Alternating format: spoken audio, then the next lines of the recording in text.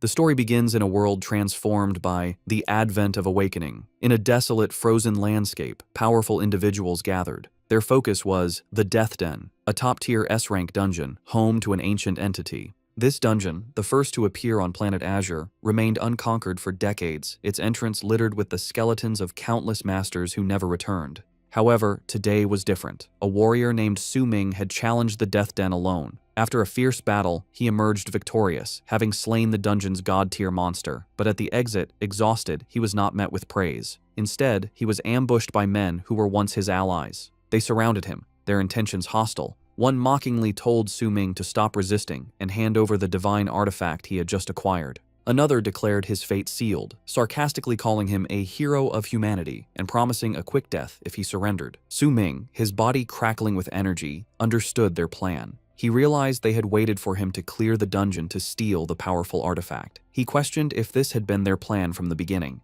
From the traders, a blonde-haired man named Zhang Tang stepped forward, drawing his sword, which pulsed with blue lightning. He officially confronted his former friend, demanding the divine artifact and appealing to their past friendship by offering to spare Su Ming's life in exchange for it. Smirking, Zhang Tang boasted he would simply destroy what little power Su Ming had left. Holding his own blazing red sword, Su Ming lamented his blindness. He had treated these men like brothers since they were young, fighting alongside them for years, never suspecting their poisonous nature. Filled with the bitterness of betrayal, he decided not to go down quietly. He raised his weapon, unleashing a massive eruption of red and purple energy from the divine artifact, causing a great explosion. Standing defiantly, Su Ming challenged his former comrades, telling them that if they wanted the Ring of Tao Defiance, they would have to try and take it, but he doubted any of them were strong enough. The immense energy stunned his former allies. One of Zhang Tang's men grew impatient, urging the group to kill Su Ming quickly. Zhang Mang advised restraint, warning against recklessness while Su Ming was wielding the artifact.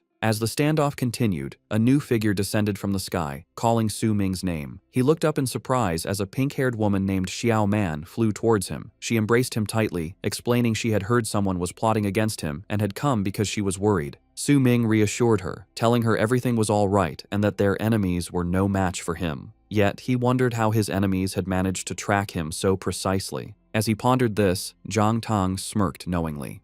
In that moment, Su Ming felt a sharp pain in his back. Xiao Man had stabbed him, whispering that she was the one who revealed his whereabouts. Shocked, Su Ming stared at her as a red magic circle glowed on her hand where she held the dagger. He couldn't comprehend why she, of all people, would do this. Across the battlefield, Zhang Tang shouted in triumph, declaring the final catalyst was in place. He then commanded the activation of an imprisonment formation. Instantly, a massive red sigil materialized in the sky above Su Ming, trapping him. From the wound, glowing red chains erupted, wrapping around his body and suppressing his energy. He recognized the curse mark as belonging to Ren Xiaoman and realized she must have been plotting his betrayal for a long time. Zhang Tang walked over and stood beside Xiaoman, draping his arm around her. He mockingly explained the imprisonment formation was specially prepared for him and would prevent him from channeling his power. Xiaoman added cruelly that she was only ever with Zhang Tang. She coldly informed Su Ming his only purpose was to be a tool. Because of his rare 9-star talent, they needed him to acquire the divine artifact for them. Broken and betrayed, Su Ming collapsed to his knees, screaming in rage and anguish. With Su Ming bound and powerless, Zhang Tang ordered his men to kill him and seize the artifact. They charged forward, weapons glowing, ready to strike. But just as they were about to reach him, the ground erupted. A massive skeletal hand burst forth, followed by a wave of skeletal warriors that intercepted the attackers, shielding Su Ming. Su Ming looked on in shock, wondering who had come to his aid.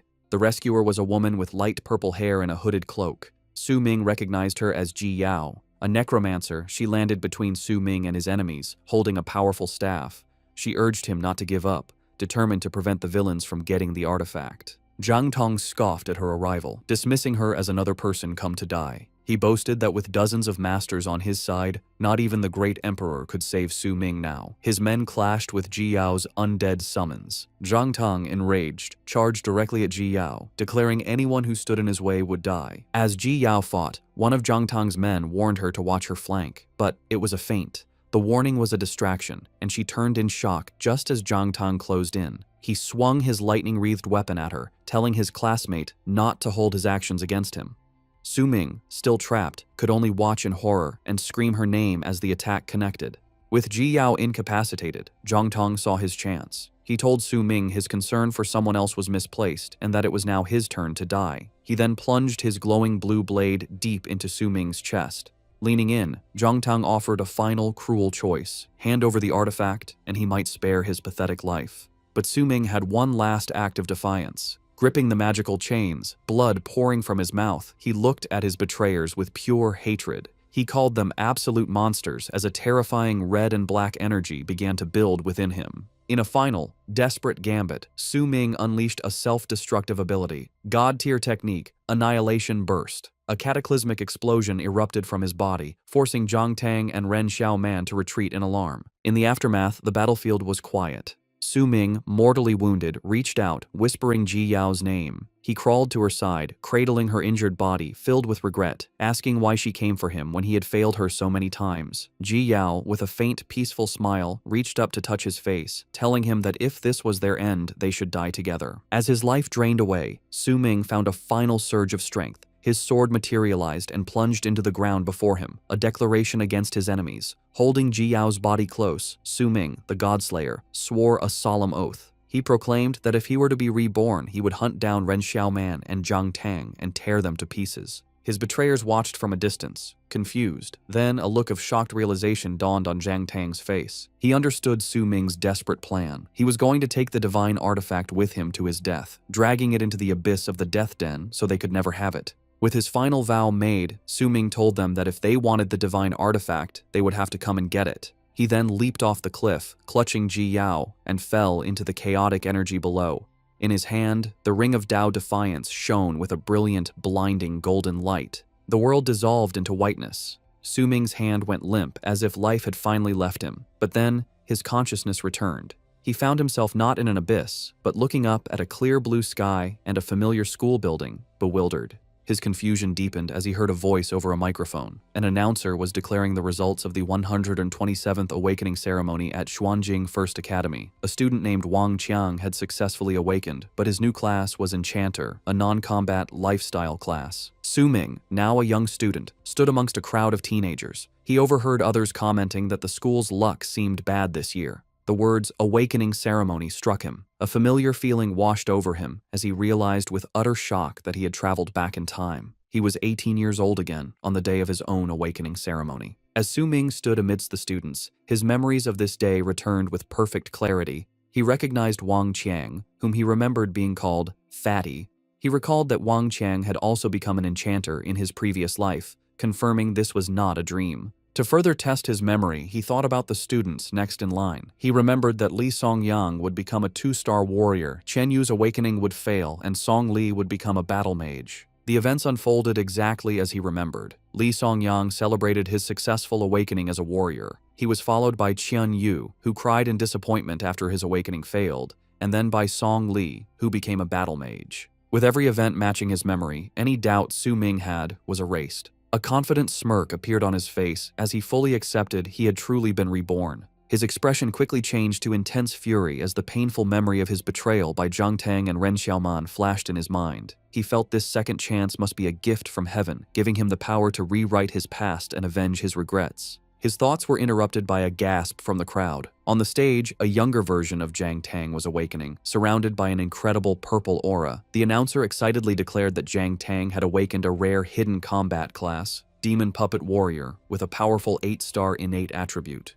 The students buzzed with excitement, commenting that such a powerful awakening was expected from the young master of the prestigious Zhang family. Hearing this, Su Ming could only stare at his future enemy with cold, burning hatred. As the announcer celebrated the school's new genius, Su Ming felt a tap on his shoulder. He turned and was shocked to see a young, healthy Ji Yao in a school uniform. She told him she had been searching for him. Seeing his stunned expression, she asked if something was wrong. Overwhelmed, he quickly composed himself and said he just wanted to congratulate her in advance. This confused Ji Yao, who asked what he was congratulating her for. The image of her dying in his arms flashed before his eyes. A genuine, gentle smile formed on his face. He told her it was nothing and that she would understand soon enough.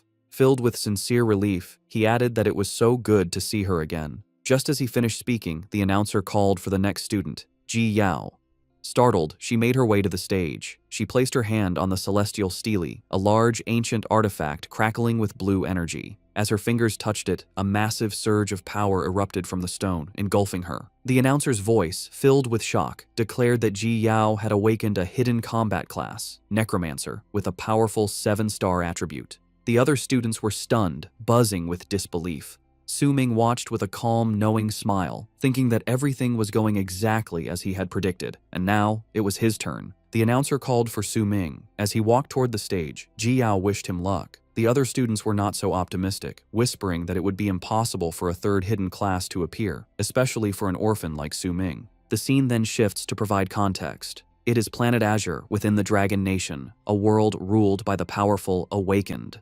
Decades ago, the advent of awakening occurred. Since then, every person, upon turning 18, participates in a ceremony to become one of the Awakened. These individuals have fundamentally changed the world, possessing the power to bend reality and gain immense wealth. However, this power comes at a price. The Awakened must constantly face endless challenges, confronting vicious beasts and exploring terrifying, monster-filled dungeons. As he walked towards the celestial stele, Su Ming reflected on his past life. He remembered that as an orphan, he had relied on stipends and scholarships. On the day of his first awakening ceremony, he was blessed by heaven. A magnificent phenomenon had descended, and he awakened an incredibly rare 9-star innate attribute, along with a legendary class known as the God Slayer. Now, on the stage in his second life, he was determined to change his fate. He reached his hand out towards the awakening artifact, vowing that today he would make everyone see him in a new light. As he did, a massive surge of purple and pink energy erupted, creating a spectacular phenomenon in the sky. The announcer stared in disbelief, wondering if this incredible surge could signify the birth of a genius with a 9-star attribute or even higher. Ji Yao and the other students were equally stunned. Su Ming reached out, ready to feel the familiar surge of runes from his original awakening.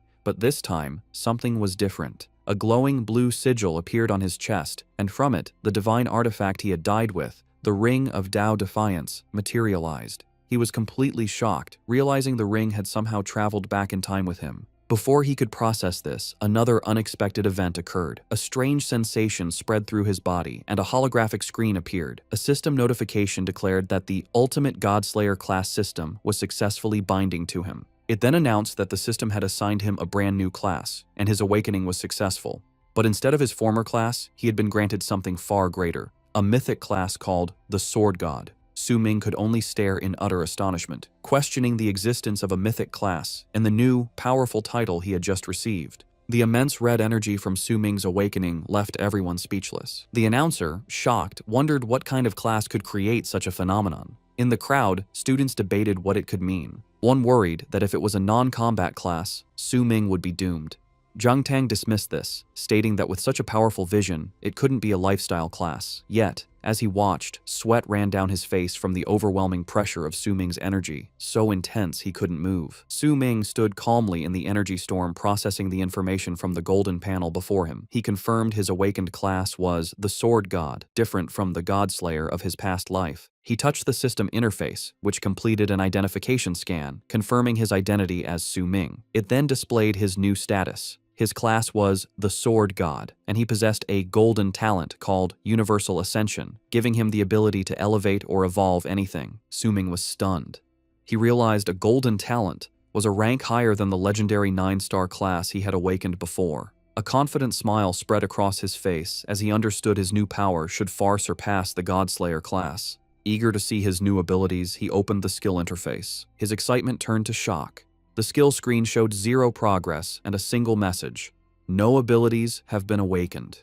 Su Ming was furious. He grabbed the holographic panel, yelling internally about how a golden rank talent could possibly come without a single skill. While Su Ming was preoccupied, the crowd grew restless, confused about the delay. Finally, the announcer called out, asking if he had finished his awakening. Su Ming stared at the skillless interface in fury. He couldn't believe that after awakening a supposedly god-tier class, he had no abilities. He wondered if the system was messing with him. Suddenly, the panel displayed a new message, stating it had received his feedback and would resume guidance. A new prompt directed his attention to the Ring of Tao Defiance hovering in front of him. Confused, he looked at the ring as it began to glow. The system then announced it had successfully identified the divine artifact. As soon as the ring was identified, the system panel shone brightly, and a massive pillar of golden light erupted from Suming's position, shooting into the sky. The powerful shockwave blasted outward, forcing the announcer, who was also the Academy's principal, to brace himself.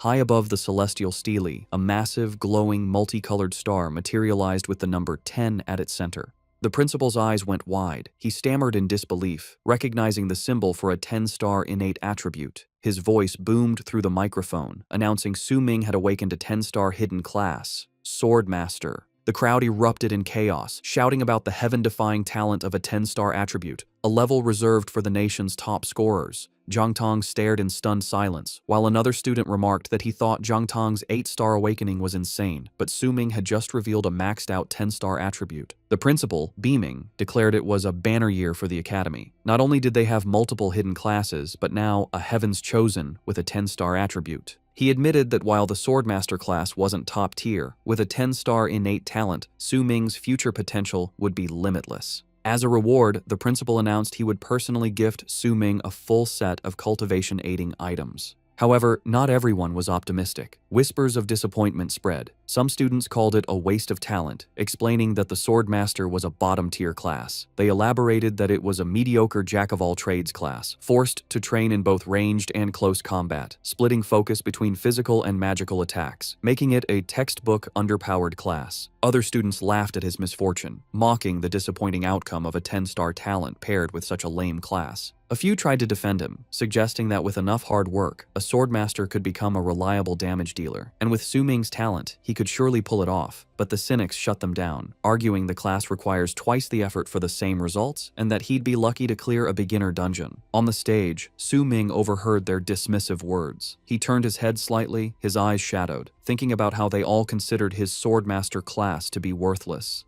As the crowd continued to murmur, Ji Yao ran up to Suming. With a bright smile, she congratulated him. Suming returned the sentiment. Ji Yao then encouraged him to ignore the other's nonsense, because awakening a 10-star talent was incredible. She acknowledged the Swordmaster class might be weak early on, but she was sure that with his talent, it wouldn't be a problem. Suming gave her a warm smile and thanked her, reassuring her he wasn't letting their comments get to him. He then added cryptically that their underestimation was exactly what he wanted, which left Ji Yao confused.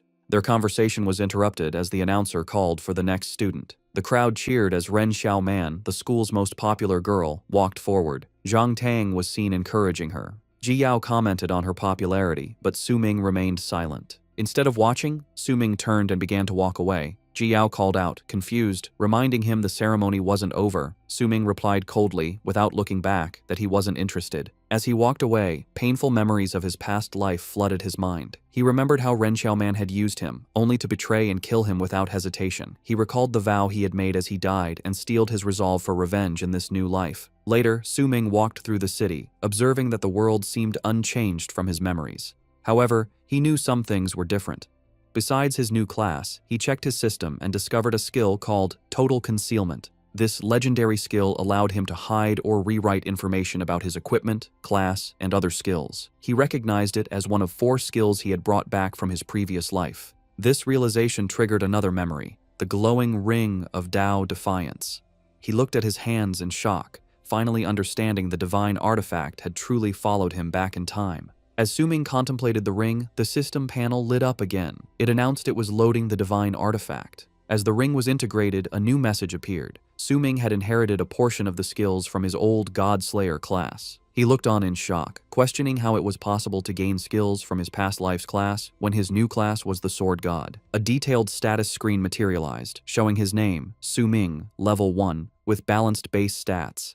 His class was confirmed as the mythic, world-unique Sword God, and his talent was Universal Ascension. The skills section now listed 4 abilities: Godslayer's Blade, Total Concealment, Shadow Step, and Insightful Eye. With this new information, Suming began to formulate a plan. He thought of an old proverb, a man is innocent, but carrying a treasure makes him a target. To avoid being used by others, and because he was not yet strong enough, he knew he had to be careful. While his 10-star talent was impossible to hide, he decided he must conceal all information about his true mythic class, the Sword God. He vowed to seize this second chance and not repeat his past mistakes. He knew from past experience that the beginner dungeon challenge would arrive on the second day after the awakening ceremony. With his knowledge and skills, Su Ming was confident the beginner dungeon would be no challenge. His goal was to level up faster than anyone else and get better gear. To do that, he decided to challenge the dungeon's hardest boss right from the start. But first, he needed a decent weapon.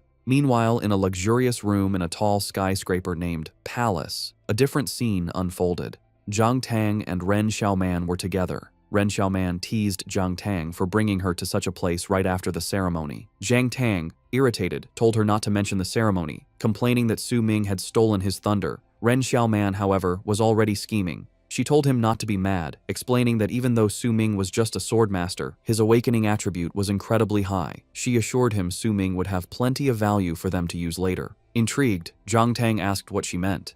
Ren Xiaoman smiled slyly and showed him something on her phone. As Jiang Tang looked at it, his expression shifted from annoyance to surprise. Ren Xiaoman explained her plan with a cold, calculating look. She was confident that if she dangled a little bait for Su Ming, he would take it. Then, just like before, they could use him for their own purposes. Following his plan, Su Ming arrived at a massive skyscraper that housed a weapons market. He took an elevator up to the 12th floor, where he was greeted by an employee at the Weapons Emporium. As he walked through, he observed the place was filled with newly awakened students prepping for the novice dungeon trial. He overheard some lamenting their lack of money, realizing they would have to slave away in dungeons for a decent weapon. Su Ming's attention was drawn to a crowd gathered around a specific display. They were admiring a glowing blue sword called the Tyrant's Frost Blade, a diamond-rank weapon said to be forged by a high-level greatsword class player. The crowd marveled at its power, which could supposedly freeze a monster's blood, but were also daunted by its price of 1 million advent coins. As they expressed their awe, Su Ming smirked to himself. He remembered from his past life that this weapon was a fake, and the merchants selling them would eventually be arrested.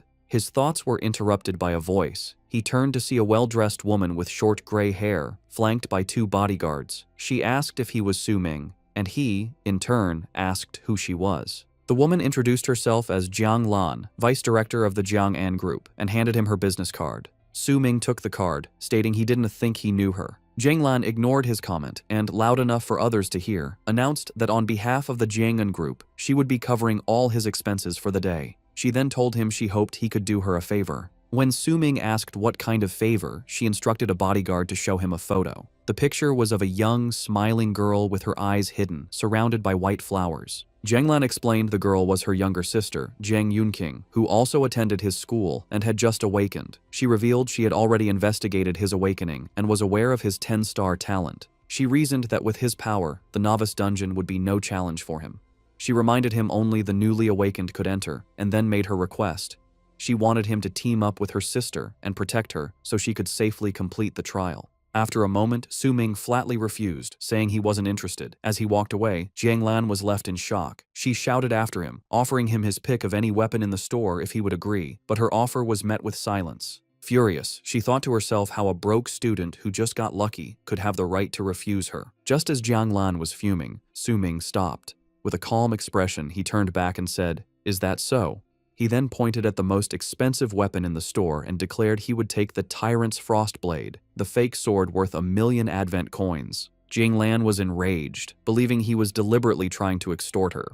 She accused him of making things difficult and questioned if he really thought someone of his status was worth 1 million coins. Su Ming simply reminded her she had offered him his pick of any weapon. He told her if she wasn't willing to follow through, the deal was off. With a confident smile, he then offered her a piece of advice, telling her to let her sister know she should prepare with all her effort, implying there are things wealth can't buy. Surprisingly, Jiang Lan's anger faded, replaced by an intrigued smirk. She found Su Ming interesting and admitted to herself she had overstepped. She turned and left with her bodyguards. The onlookers were stunned, whispering about how that student had just played the powerful people from the Jiang'an group. As they left, Su Ming's phone buzzed with an incoming message. He looked and saw it was from Ren Xiaoman. The message was exactly as he remembered. She asked if he had always liked her, claimed to have had a change of heart, and asked him to meet her on the roof of the academic building that night. Su Ming noted with cold amusement that even though he hadn't awakened as the Godslayer, Ren Xiaoman's manipulative tactics hadn't changed. Remembering his vow for vengeance, he replied with a simple message, agreeing to meet her. With that dealt with,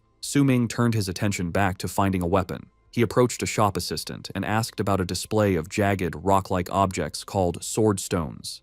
The assistant explained these were weapon stones that had a chance of yielding a silver rank weapon, but she cautiously warned him it was all based on probability, and most stones only contained the lowest grade weapons. To her surprise, Su Ming told her that was exactly what he wanted. He explained that rather than spending a fortune on a silver weapon that would soon become obsolete, it was a much better bet to gamble on getting one from a cheap stone. However, as he looked at the stones, he thought that for him, it wasn't really a gamble at all. The truth was, he could actually see the data inside the stones. This was thanks to another skill he had brought back from his past life, the Eye of Insight. A system panel explained this legendary skill gave his eyes the power to see the true nature of things. Using this ability, he confidently picked up one of the stones. He knew a regular silver weapon would cost hundreds or thousands of advent coins, but by using his skill to find one in a cheap stone, it was an incredible value for a broke student like himself. As Su Ming sat with the weapon stone, his actions drew the attention of some other students. One of them, a blonde-haired boy, recognized him as the kid who had just turned down the powerful Jong'un group. The boy and his two friends approached Su Ming, sneering. The blonde boy mocked him for holding a garbage weapon stone, laughing at the idea that Su Ming would turn down a freebie from a major corporation just to gamble on a piece of junk. They called Su Ming an idiot. Su Ming, however, was unfazed. He recognized the blonde bully as Yang Ding, a rich brat he remembered from his past life who got his kicks from bullying underclassmen. Finding the situation a pain, Su Ming decided to have some fun with them. He calmly turned to Yang Ding and proposed a bet, 5,000 advent coins, that he could get a silver rank weapon out of the stone he was holding. After a moment of stunned silence, Yang Ding and his friends erupted in laughter, thinking Su Ming was an idiot. Yang Ding mocked him, saying there was a 99.99% chance the stone was trash and that he'd never met someone so eager to throw their money away. Su Ming simply replied that they would soon see who was really wasting their money. Yang Ding eagerly accepted the bet, and a crowd of onlookers gathered. Su Ming declared he would open the stone right then and there, warning the bully not to back out. Yang Ding just laughed, telling him to worry about the 5,000 coins he was about to owe. With everyone watching, Su Ming activated his Eye of Insight. His vision shifted, allowing him to see the glowing red sword hidden within the stone. With a confident shout, he smashed the stone open. A brilliant red light erupted from the shattered rock, and a powerful sword flew out.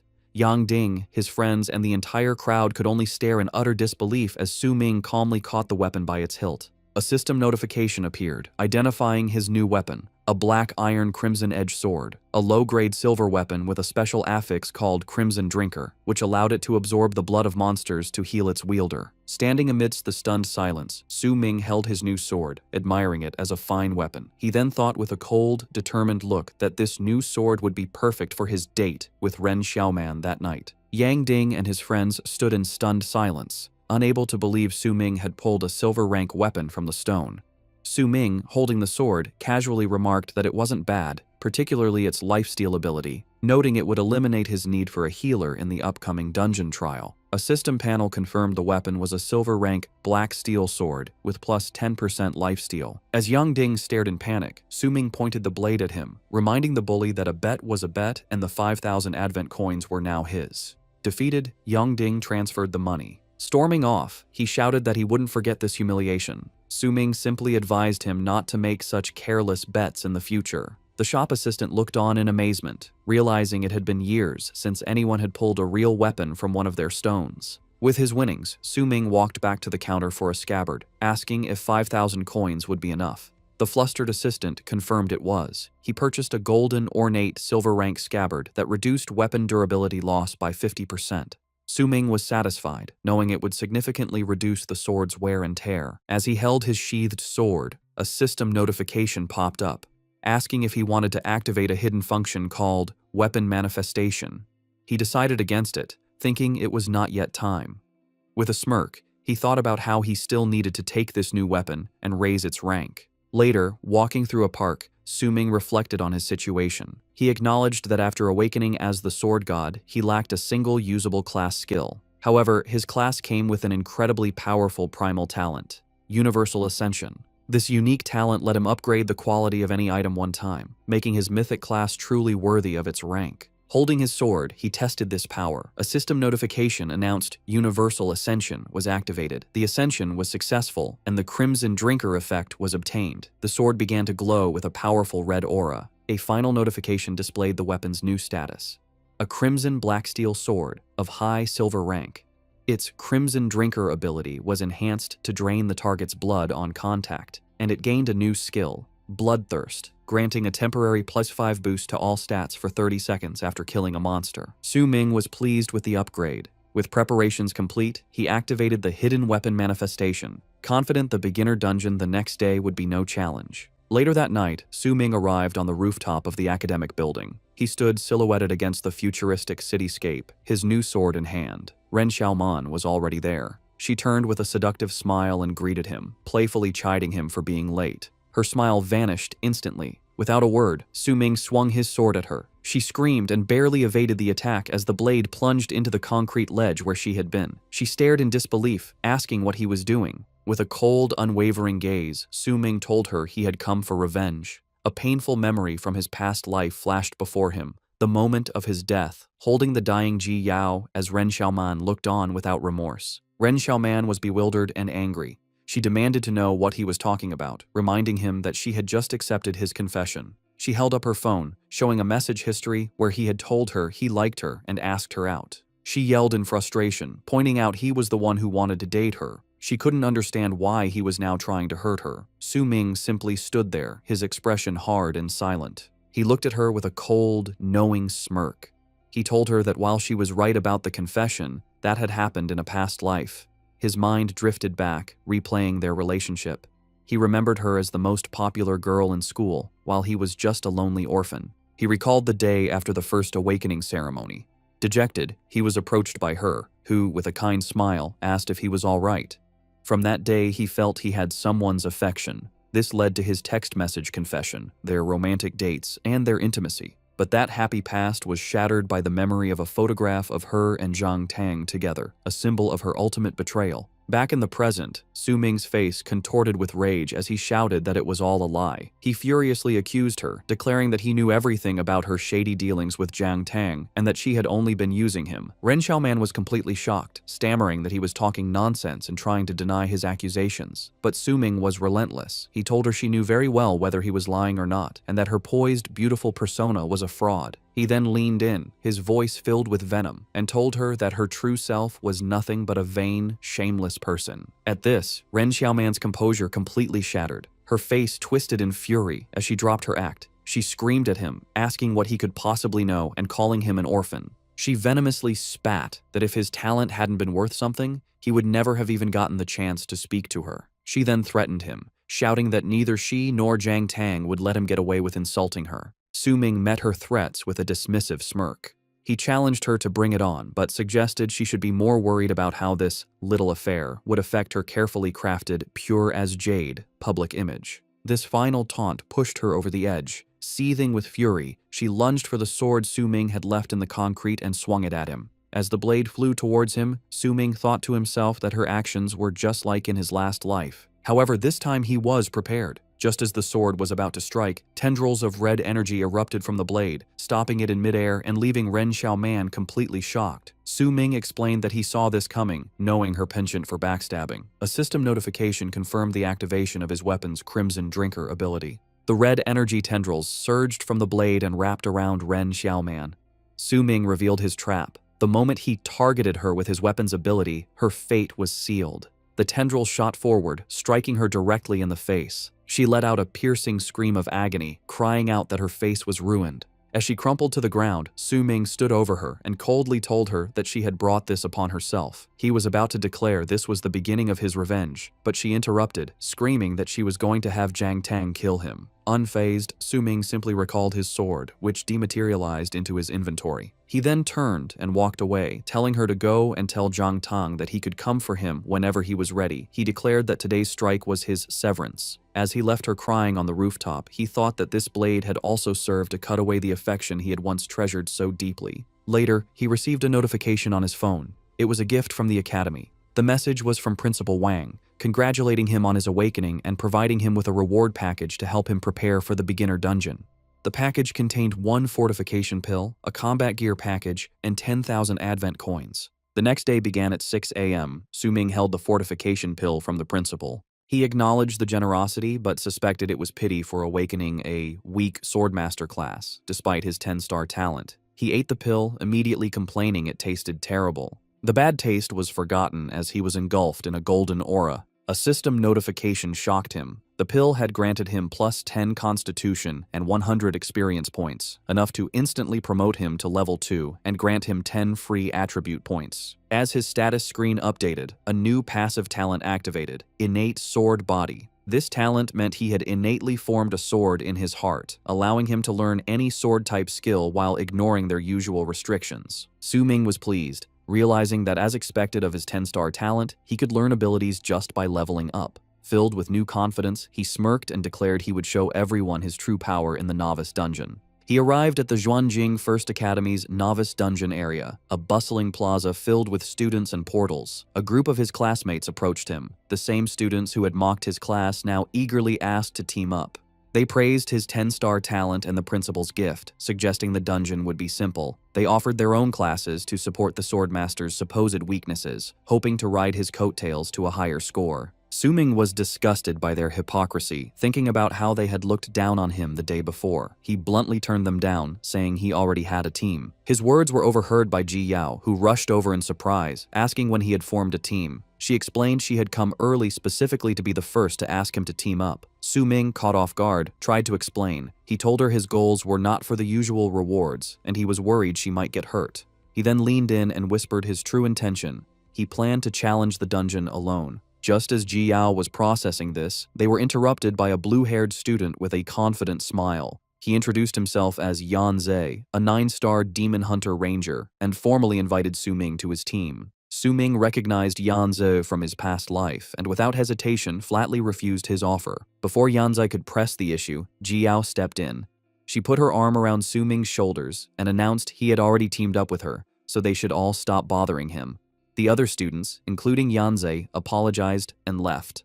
As the crowd dispersed, Su Ming looked at Ji Yao with gratitude, thinking how reliable she was. As Su Ming stood with Ji Yao, he glanced at a clock, noting the dungeon's start time was approaching. Right on cue, a massive blue portal swirled to life, and a voice announced the 127th Novice Dungeon Challenge had officially begun. From the portal, a holographic broadcast of Principal Wang appeared.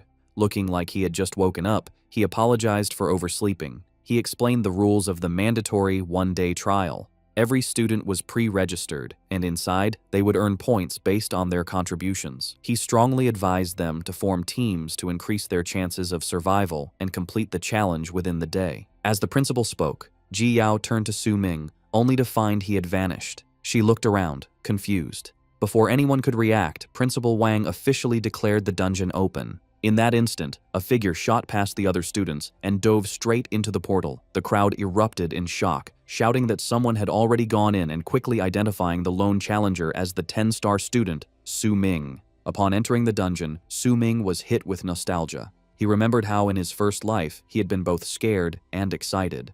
A powerful voice then echoed, welcoming the novices.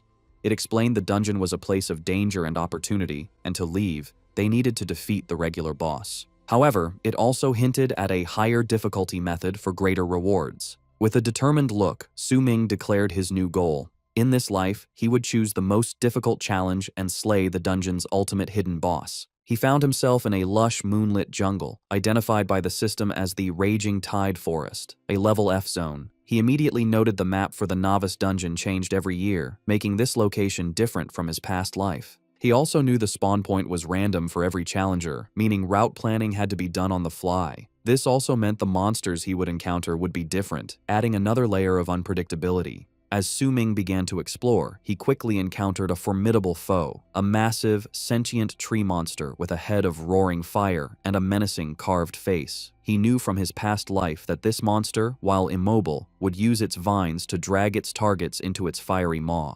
However, his goal was not to fight every monster. He was focused on the hidden boss. Therefore, he decided it was best to avoid such difficult enemies. He looked at a holographic map, plotting his course. He thought about how his reason for rushing in first was to give himself a head start. He needed to scout the new layout and find the items required to summon the hidden boss. While the map changed every year, he knew the fundamental strategy to trigger the boss fight would remain the same. He had to act quickly before more students arrived and made it harder to collect the necessary items. With his plan set, he leaped into action, bounding through the dense forest. Sometime later, at 7:30 a.m., another group of students entered the dungeon. A girl with light blue hair and her two male teammates looked around the quiet clearing. They noted there were no other challengers nearby and concluded the area should be safe. Their security was shattered when the girl heard a noise in the trees, alerting her team. They looked up just in time to see another student crash through the foliage. The boy, wielding a hammer, landed near them, screaming for help.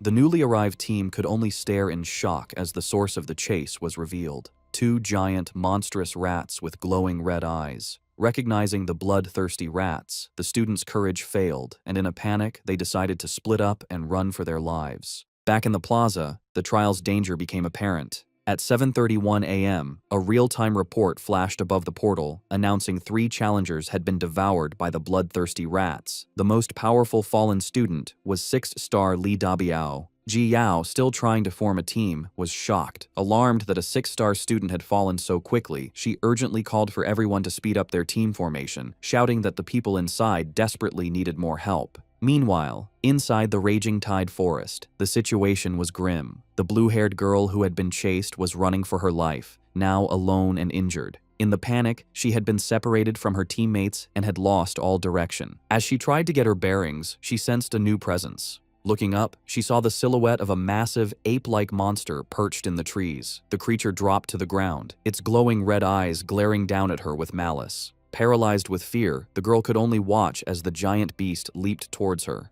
In her final moment, she squeezed her eyes shut and screamed for someone to save her. Suddenly, a flash of red light shot past her. In a stunning burst of speed, Su Ming appeared. His crimson black steel sword became a blur as he struck the ape monster. The novice dungeon trial was more lethal than the students expected. Panic gripped the newly awakened as they found themselves scattered and overwhelmed. One terrified student lamented his luck upon encountering an elite level 5 bloodthirsty brown bear right at the start. His lament turned into a scream as he was brutally impaled by the beast. The chaos was not confined to one area. Throughout the forest, other students fled from creatures like the level 2 swamp hunter and level 3 tracking hound, with many meeting the same fatal end. Calls for help flooded the communication channels, with desperate reports that the teleport points were completely surrounded by monster hordes, requesting urgent backup that wasn't coming. In the midst of the carnage, Ji Yao found herself completely alone, surrounded by the lifeless bodies of her teammates. Grief-stricken and terrified, she collapsed into the tall grass, trembling as she recalled her teammates telling her to hide. Barely half an hour had passed since the trial began, and the difficulty was so high that she doubted if any new student could possibly survive. Elsewhere in the forest, the light blue-haired girl was in shock, cornered by the giant ape monster. Just as the beast lunged at her, a flurry of swift sword strikes cut through the air. Su Ming appeared in a blur of motion, leaping over the terrified girl and landing gracefully between her and the beast. The girl looked at him in awe, thinking he was incredibly strong and had killed the monster in a single blow. Gratefully, she started to thank him, recognizing him and asking if he was the famous 10-star student Su Ming. With a calm smile, Su Ming told her he was just passing by. He then warned her grimly that he wouldn't be able to save her a second time, revealing that the monster had not been killed yet. The blue-haired girl was shocked to hear the monster was still alive, and turned to see its menacing shadow looming behind her. Panicked, she declared she would get reinforcements and yelled for Su Ming to hold on as she ran for her life. Alone with the beast, Su Ming calmly activated his Eye of Insight. A system panel revealed the monster's identity as a mutated ape king, a level 3 ferocious beast with high strength and constitution but very low agility. Realizing it was a mutated monster, Su Ming understood why it had survived a direct hit from his silver-grade weapon. The mutated ape king recovered and leaped into the air, bringing its massive fists down in a powerful slam, but Su Ming easily dodged the attack. He noted with a smirk that the monster's speed wasn't half bad and decided to have a contest with it. Recalling the skills he inherited from his past life, he decided to use the third one, Hidden God Step. A system notification explained this skill was an acceleration technique that boosted his speed by 50% and made him completely immune to all attacks and untargetable while active, though it consumed a large amount of stamina. A surge of brilliant teal energy enveloped Su Ming. He vanished in an instant, reappearing directly behind the confused Ape King, taunting that he was behind it. The monster roared and spun around to attack, but Su Ming disappeared again in a flash of light. Looking down at the now off-balance and vulnerable beast, Su Ming declared the contest over, finding it boring and one-sided. The mutated Ape King could only watch in shock, Su Ming's silhouetted form reflected in its terrified eye as he prepared to strike. Declaring he was done playing, Su Ming unleashed a final, devastating attack that sliced the monster in half. A system notification immediately confirmed his victory. As the monster's body dissolved into data, a loot screen appeared. He had obtained a low-grade bronze single-slash skill scroll. He stood over the remains of his foe, thinking that while the skill was of a low rank, it was a decent find for the novice dungeon. Suddenly, he was engulfed in a brilliant golden light as a large First Blood title appeared before him. A dungeon-wide announcement was broadcast, declaring that a level 2 sword master had completed the first kill of the Tidal Wave Forest, earning the First Blood title. All across the dungeon, the struggling students were shocked to receive the notification. As a reward, every player was gifted a small healing potion. One injured girl clutched the potion that appeared in her hand, sighing in relief. The students began to speculate about the mysterious swordmaster, with some immediately guessing it was the 10-star student, Su Ming. Others argued it could be a different swordmaster, but they all agreed the achievement gave them hope that the dungeon was clearable. Back in his clearing, Su Ming panicked. He had completely forgotten about the public title system, realizing it could expose his true strength. He resolved to be more careful, planning to use his total concealment skill to hide his future achievements. He was also surprised that after half an hour, he was the first person to kill a single monster. As he ran deeper into the forest, he suddenly stopped. A pack of level 3 dire wolves emerged from the bushes, their green eyes glowing menacingly. Su Ming smirked, recognizing the wolves as one of the best monsters for leveling up. He decided it was the perfect opportunity to try out his newly acquired sword skill. He had already used his unique talent, Universal Ascension, to upgrade the bronze skill scroll from the ape. The system had triggered the skill's sublimation, transforming it into a new, more powerful ability. He had obtained a low-grade silver skill, Sword Drawing Slash, a technique that allowed him to sheathe his sword, gather his focus, and unleash a devastating strike in a single motion. As the dire wolves howled, Su Ming unleashed his new power. A massive, crescent-shaped wave of blue energy descended upon the charging pack.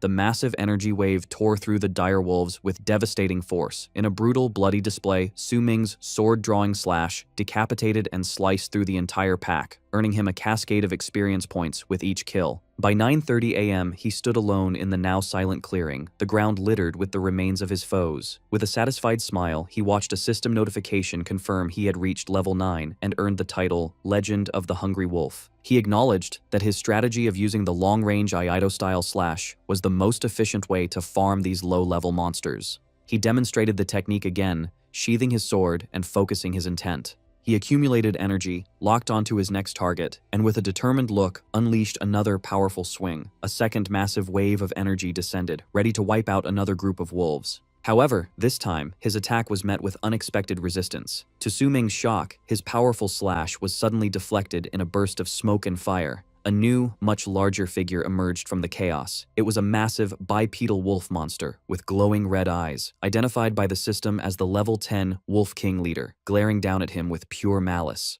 While Su Ming was leveling up astonishingly fast, the other students were just beginning to organize. At 8:30 a.m., an hour after the dungeon opened, teams started to form and enter the portal, determined to fight back. Cries of counterattack rang out as the newly formed parties, bolstered by the main force of students, began to push back against the monster hordes. One such team found themselves in a desperate battle. A blue-haired student leaped forward, slicing through a massive, mutated mouse-like monster to save his fallen teammate. He and his companion looked on in shock and relief as they were showered with experience points from the kill. A system notification confirmed they had defeated a mutated field mouse. The team celebrated their victory, filled with renewed hope. They felt that with the main force arriving and the help of healing potions, they could definitely win. One student even cried with joy as he finally leveled up. Their celebration was cut short by a new, surprising dungeon-wide announcement. A system broadcast declared that another First Blood title had been claimed, this time for killing a leader monster. The details of the announcement left every student in the dungeon stunned. The player who had achieved this incredible feat was a level 9 fisherman. The reward was the title Leader of Leaders. Whispers of disbelief spread like wildfire. They questioned how a player with a non-combat, lifestyle profession like fisherman could be so strong, let alone have already reached level 9. The scene flashes back 10 minutes to reveal the identity of the mysterious fisherman. It was Su Ming who had used his total concealment skill to disguise his class before fighting the Wolf King leader. The battle was intense. Su Ming's powerful slash descended upon the Wolf King, but the beast was incredibly agile, narrowly evading the full force of the blow. Despite the dodge, the attack still landed, leaving a bloody gash and depleting the monster's health bar. Undeterred, Su Ming leaped into the air with incredible speed. He taunted the beast, declaring his opponent was not just any student, but a reincarnator as he brought his sword down in a final, decisive swing. A system notification confirmed his victory. He had slain the silver-backed Wolf King, earning 500 experience points, which was enough to level him up to 10. He also increased his skills proficiency and obtained valuable loot, an iron-slicing clawbone and a Wolf King heart. This victory triggered the dungeon-wide Leader of Leaders announcement. Meanwhile, elsewhere in the forest, Yang Ding and his two friends were also in a brutal fight against a pack of wolves. Exhausted and bloodied, they finally defeated the last of the monsters. One of Yang Ding's teammates sighed in relief, grateful the attack boost scroll, the dungeon-wide reward for the Leader of Leaders title, had arrived just in time to save them. He then commented on the mysterious level 9 fisherman who had earned the title. Hearing this, Yang Ding erupted in frustration. He couldn't comprehend how a player with a non-combat life skill class could level up so quickly, feeling it was a personal mockery of combat players like himself. He then furiously complained about his cheap machete, blaming Su Ming for scamming him out of his money. He lamented that if he hadn't been tricked, he could have afforded a proper silver-grade weapon. One of his friends could only try to console him by saying Su Ming's luck was just too good. Yang Ding's frustration boiled over, and he turned on his own teammates, furiously calling them useless and shouting that he had to tank all the damage. He complained that after killing so many wolves, the shared experience had only gotten him to level 2, making him feel like a total sucker. His anger then shifted back to Su Ming, and he seethed with rage, vowing that if he found Su Ming in the dungeon, he would destroy him. His friends tried to calm him down, but Yang Ding just scoffed dismissively. Meanwhile, Su Ming, now level 10, crouched in the bushes and examined a new system panel. It was a notification congratulating him on reaching level 10 and triggering his primary profession change task. The task's content would be randomly selected based on his current situation. Su Ming knew this was his great opportunity. He recalled his past life, where he had only reached level 10 after leaving the novice dungeon. Because of this, his randomly generated class change quest was matched to a much higher level dungeon he was unable to complete. He had been forced to grind to level 15 before he could attempt it, significantly reducing the value of the rewards. With a look of fierce determination, he thought about how this life was completely different. By reaching level 10, while still inside the novice dungeon, his quest would be tailored to his current location. Just as he predicted, a new notification gave him his task: kill the guardian of the Red Rock Cave, an elite monster in the Raging Tide Forest. He smiled, realizing this made things much easier. With a confident smirk, Su Ming declared his first class change task was practically already completed. He decided to add all his new attribute points into his agility stat. As soon as he did, another system panel appeared with a surprising reward. It congratulated him on breaking the 100-point threshold in his agility attribute and granted him a new, low-grade platinum passive skill from his sword god profession, Sword Martial Master. This powerful ability allowed him to equip any sword-type weapon, completely ignoring all level and stat requirements. The scene shifts to a meeting room at the Xuanjing First Academy. An assistant showed Principal Wang a holographic leaderboard of top-performing students from the surrounding cities. The principal was shocked to find that Su Ming, the 10-star student he had high hopes for, was not on the list. His assistant suggested that Su Ming's sword controller class was likely weak in the early stages, but she admitted it was strange that he wasn't even in the top 500. Their discussion was interrupted as the door burst open and a woman stormed in. She introduced herself as Enranling, the vice mayor of Xuanjing City. She was furious, stating that the principal had told her about a promising 10-star student, but the data showed he wasn't on the leaderboard. Principal Wang tried to explain, but the vice mayor accused him of lying about Su Ming's strength to get more qualification tokens for the prestigious Heavenly Tower Council. She pointed out that based on the current data, only Yanzi and Zhang Tang from his academy showed real potential. Because of this poor showing, she was reducing the Academy's qualification tokens from 3 down to just 2. She warned him that if the Academy ranked at the bottom again this year, they wouldn't receive any tokens at all next year, and then she stormed out. Left stunned, Principal Wang held the 2 tokens with a heavy heart. He knew the Heavenly Tower Council was a vital opportunity for his students, and had been counting on Su Ming to secure them an extra spot, not lose one. He could only hope that Su Ming would do his best and not let him down. Meanwhile, back in the Raging Tide Forest, Su Ming arrived at the entrance to the Red Rock Cave. He checked his map, confirming this was the correct location for his class change quest, and was relieved he hadn't encountered any more monsters on his way. He peered into the dark cavern, acknowledging that since he had never been to this place in his previous life, he had no idea what dangers awaited him inside. With a serious expression, Su Ming cautiously stepped into the red rock cave. He was immediately ambushed as a creature slammed down in front of him. It was a small, blue-skinned monster with glowing red eyes, identified as a level 6 gold-digging goblin. The goblin glared at him with malice. Before it could make a sound, Su Ming leaped into action. He swung his sword with incredible speed, determined to kill the creature before it could alert the entire cave to his presence. However, his quick kill had the opposite effect. A system notification informed him that he had triggered the Goblin Cave awareness and activated a special Goblin mode. Su Ming was taken aback by this. He tensed up, realizing with a grim expression that his class change task was not going to be as simple as he had imagined. From the darkness, a massive horde of goblins emerged, their red eyes glowing menacingly as they charged towards him. The system confirmed his fears, announcing that all the goblins inside the Red Rock Cave would now launch a continuous attack on him. A separate panel explained that Goblin Mode was a state of behavior like laziness, slovenliness, or greed. Forced into a desperate battle, Su Ming began to cut his way through the swarm. He knew that while the individual goblins were not high level, their sheer numbers were a serious threat. As he retreated deeper into the cave, he began to worry if his weapon's durability could withstand such a prolonged fight. As Su Ming fought the goblin horde, he suddenly noticed a much larger threat looming in the darkness. An enormous elite goblin raised a massive glowing weapon. The giant monster leaped and brought its weapon down in a powerful slam, forcing Su Ming to dodge. However, the attack was a coordinated trap. As Su Ming was airborne, goblin archers took aim from the shadows. A volley of arrows rained down on him, and several found their mark, injuring him. As he landed, he acknowledged that the goblins were surprisingly intelligent, knowing to attack him at his most vulnerable moment. The assault was relentless. The moment he landed, 2 more goblins with daggers descended upon him from above. He managed to block their strikes, but the constant pressure was taking a toll.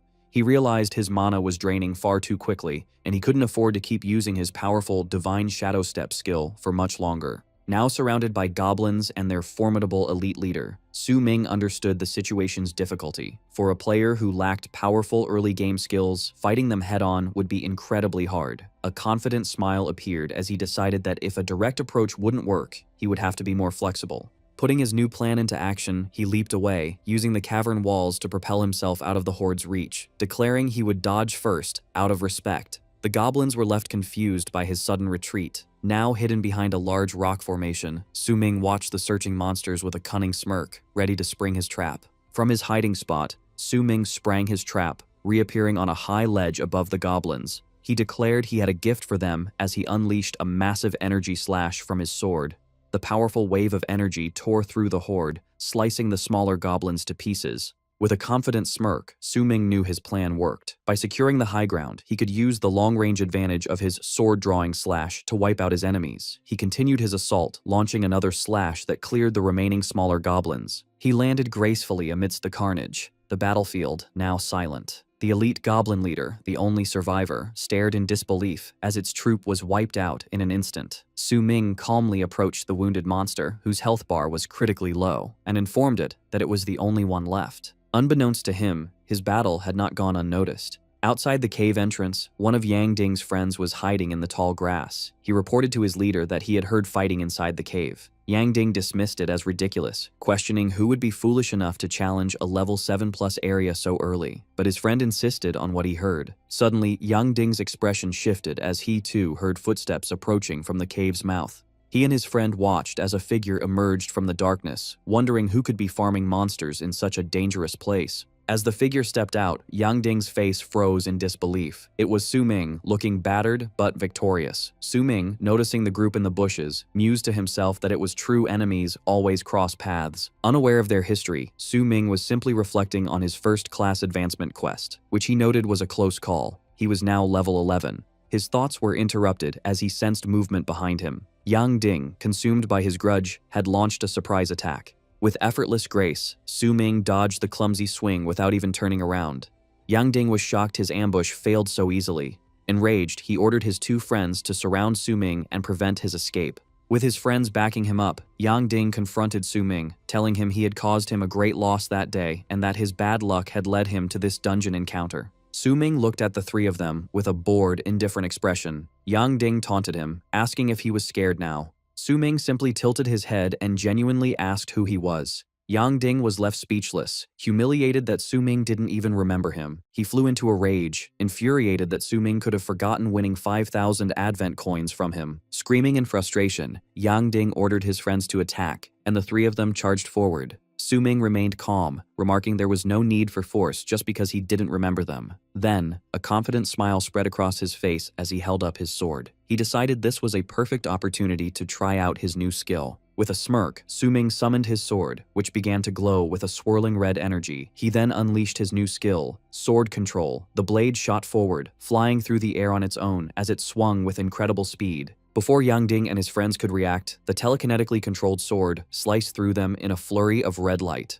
The three bullies were sent flying, crying out in pain as they collapsed to the ground, defeated in an instant. Su Ming smiled, satisfied with the demonstration of his new power. Yang Ding, wounded on the ground, stared in utter disbelief. He recognized the technique as sword control and stammered in shock, questioning how it was possible. As the blade swirled menacingly, he screamed that sword control was an advanced skill a swordmaster shouldn't be able to learn until much later. In his mind, Su Ming recalled the true origin of the ability. He had obtained a sword control skill scroll after defeating the elite goblin. He then used his unique talent, Universal Ascension, to upgrade the low-grade scroll into a usable skill. He was pleased with the result not only because the skill was powerful, but because it perfectly fit the public persona of a swordmaster, which would help conceal his true mythic level class. However, his thoughts then turned to a more valuable prize. After his first-class advancement quest, he had received a hidden location blueprint from the final reward chest. Standing over his defeated enemies, he opened the mysterious blueprint on a golden holographic screen.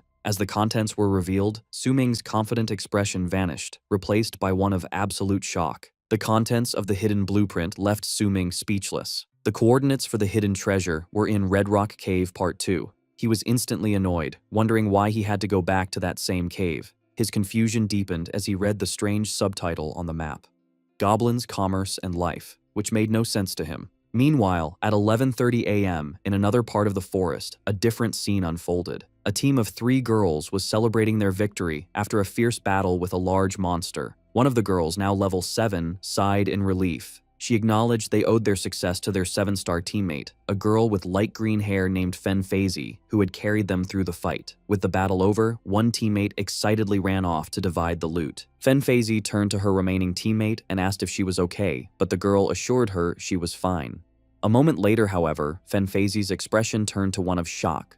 She looked around, confused, and asked where their other teammate, the one who had just gone to collect the loot, had suddenly disappeared. Panic began to set in as Fen Feizi scanned the clearing. The monster's body was dissolving, but her friend was nowhere to be seen. She couldn't understand what had happened. Her teammate was right there just a second ago, and they had already cleared all the monsters in the area. There was nothing on the ground, no trace of a struggle. Then, Fen Feizi's eyes widened in sheer horror as a terrifying realization seemed to dawn on her. A piercing scream of terror echoed through the forest. The golden blueprint Su Ming acquired revealed a disturbing bestiary entry titled Goblin's Life. It detailed how goblins live in tribes in dark places led by chieftains and shamans. The system then explained that to maintain their high reproductive rate, goblins would capture female creatures by any means necessary, illustrated with horrifying images of them abducting female students. Su Ming recoiled in disgust, shocked by the perverse nature of the goblins in this timeline. Shaking it off, he followed the blueprint's coordinates. A notification soon confirmed he had arrived at the location.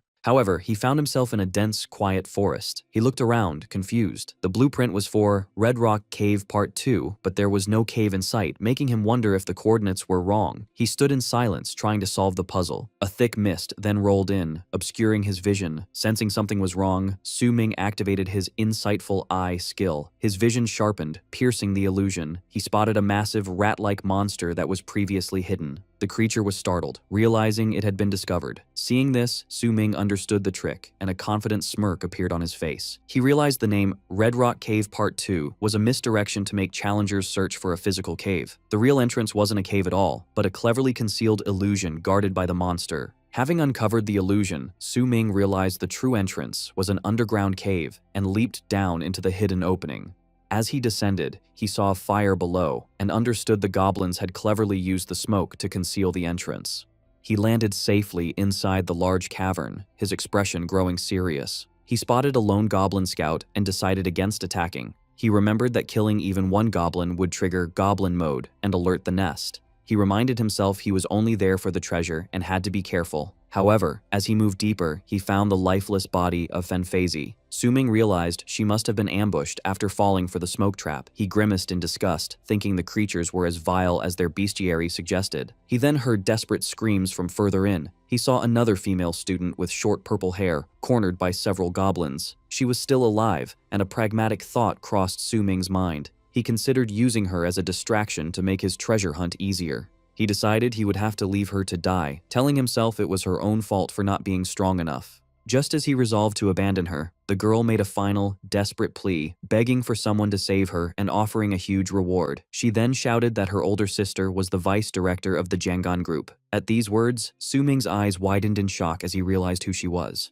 At that moment, the goblins lunged, ready to strike the terrified girl. Just as the goblins lunged, Su-ming intervened. He launched his sword, which flew through the air in red slashes before embedding itself in the ground, sending the monsters flying back. He then leaped over the stunned creatures to Zhang Yunking's side. With a confident smirk, Su-ming activated his sword control ability. He recalled his sword, which glowed with intense red energy as he prepared his sword-drawing slash. He unleashed the attack, a massive, non-lethal explosion of light that engulfed the area. His plan was based on what he had read earlier. Goblins have a crippling weakness to strong light. Knowing this, Su-ming grabbed the shocked Zhang Yunqing and pulled her to her feet, telling her to run. He knew that as long as he didn't kill any goblins, the flash would scare them off without triggering goblin mode and alerting the nest. They ran until they reached a safe distance.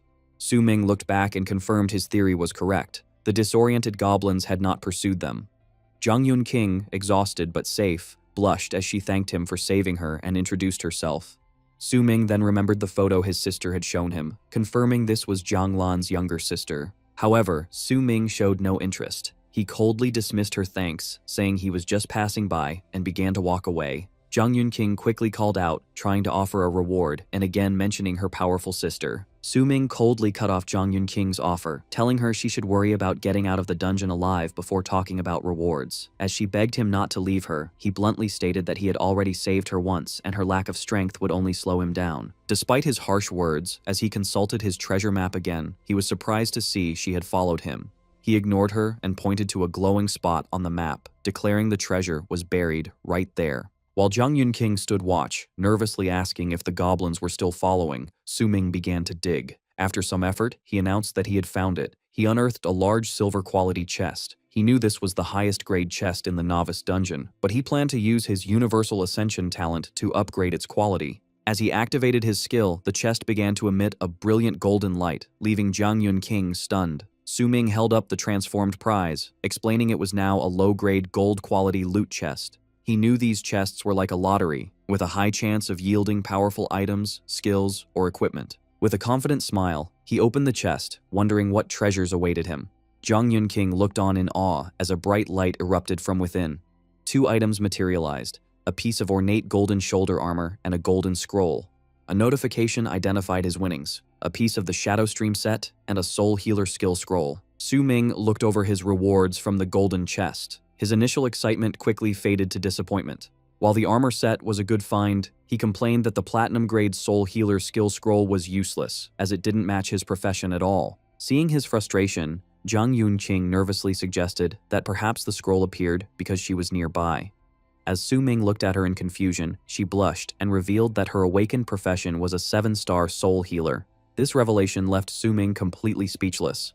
Immediately after, a system notification announced that Zhang Yunqing had joined his team and he was now the team leader. Meanwhile, in another part of the dungeon, a darker scene was unfolding. A student was brutally murdered by another player. A system panel revealed the killer's objective, a primary class change task that required him to kill 50 other players, with his current count at 33. After felling his victim, the killer, a student from Wujin Academy, smiled sadistically and called out to his next target. That target was Ji Yao. The killer declared that the weak had only one path, death, and announced it was her turn. Enraged and splattered with blood, Ji Yao refused to be a victim. She summoned a skeletal warrior to defend herself and fight back. The chaos of the dungeon was widespread. At 12:30 p.m., a massive explosion erupted from the ground, forcing a terrified Ji Yao to flee for her life. Having managed to escape, she was seen desperately climbing a steep cliff face. She found a small ledge and hid, cautiously peering out, trying to survive the brutal trial. As Ji Yao hid on the cliff ledge, the murderous student from Wujin Academy prowled the area below.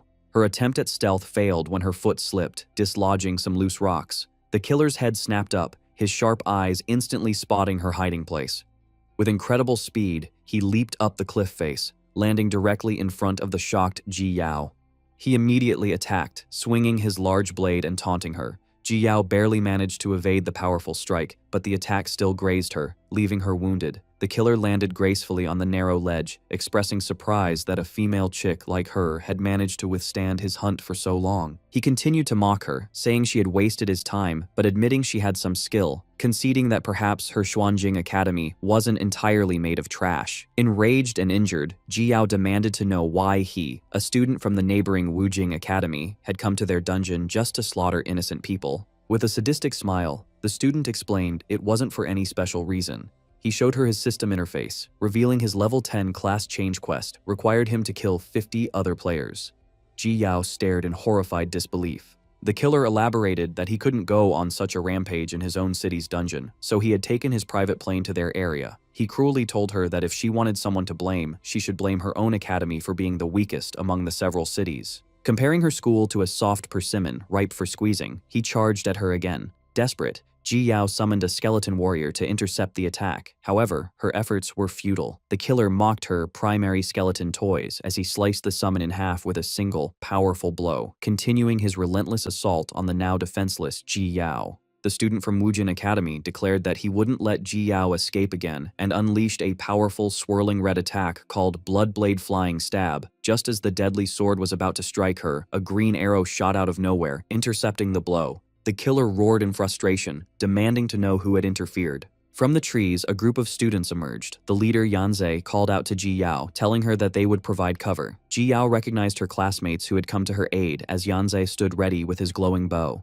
Meanwhile, at 12 p.m. in another part of the forest, Su Ming completed his objective by submitting the treasure fragments he had collected to the system. A system notification immediately confirmed his primary class change task was finished, and he had been promoted to First Class Change Sword God. The promotion came with a massive power boost, a plus 10 increase to all his attributes, an enhanced effect for his mythical Origin Sword Body talent, and a twofold increase to his swordsmanship power, speed, and proficiency. Now significantly stronger, Su Ming felt a new wave of confidence about his plan to challenge the dungeon's hidden boss. He turned to Zhang Yunqing and gave her the Soul Healer skill scroll. A notification confirmed she had successfully used it, and a bright light enveloped her as she learned the new ability. The details of the skill appeared on a system panel.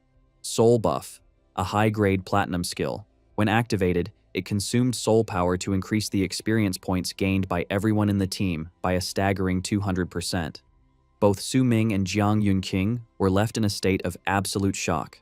Su Ming couldn't believe her incredible luck, realizing she had randomly obtained a god-tier leveling skill. Seeing this incredible opportunity, a mischievous grin spread across Su Ming's face. He pointed at Zhang Yunqing and announced he had changed his mind. He would now agree to her earlier request to help her complete the novice dungeon. She was overjoyed by his decision. As Jiang Yunqing celebrated, she thought about how a player brave enough to face the Goblin Cave alone was a much safer protector than the hired mercenaries her sister had paid for. Su Ming sighed to himself, thinking that while he disliked rich young ladies who used money to take shortcuts, he couldn't pass up the advantage her incredible skill offered. Just as Su Ming was processing the situation with Zhang Yunqing, he was startled by a system notification. It was a message from Ji Yao. Meanwhile, on the cliffside, the student from Wujin Academy, unfazed by reinforcements, lunged at one of Yanzei's teammates. With a brutal swing, he cut the student down, staring coldly as the body fell. In response, Yanzei fired a powerful green arrow,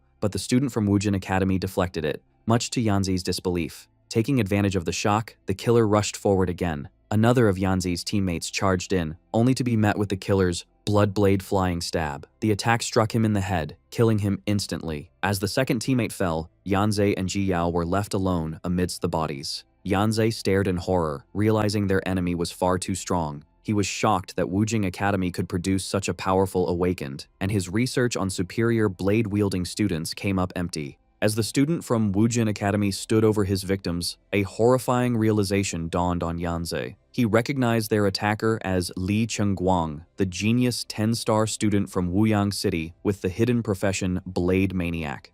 Li Chengguang complained that he had wasted time and his kill count was only at 35 out of 50. The situation was grim. Yan Ze, a ranged fighter, was at a severe disadvantage, while Ji Yao was out of mana. Desperate, Yan Ze asked Ji Yao if they could wait for backup. Ji Yao glanced at the icon indicating she had sent a message to Su Ming, but with grim resolve, she told Yan Ze that no backup was coming. Hearing this, Li Chengguang sneered, mocking their helplessness. He then declared he would kill the annoying archer first and charged at Yan Ze. In a desperate act of self-sacrifice, Ji Yao intercepted the attack, shouting for Yan Ze to run. Her bravery was met with overwhelming force. Li Chengguang effortlessly disarmed her. He towered over her with contempt and cruelly told her that a weakling like her had no right to save others as he prepared to deliver the final blow. As Li Chengguang brought his blade down, a brilliant blue light erupted, deflecting the fatal blow just in time to save Ji Yao. Stunned, she looked up as a voice called her name. To her shock, it was Su Ming. He stood on the cliff above, a solitary figure against the silhouette of the defeated Yan Ze and the murderous Li Chengguang. Su Ming had received Ji Yao's message, and her selfless words resonated with him.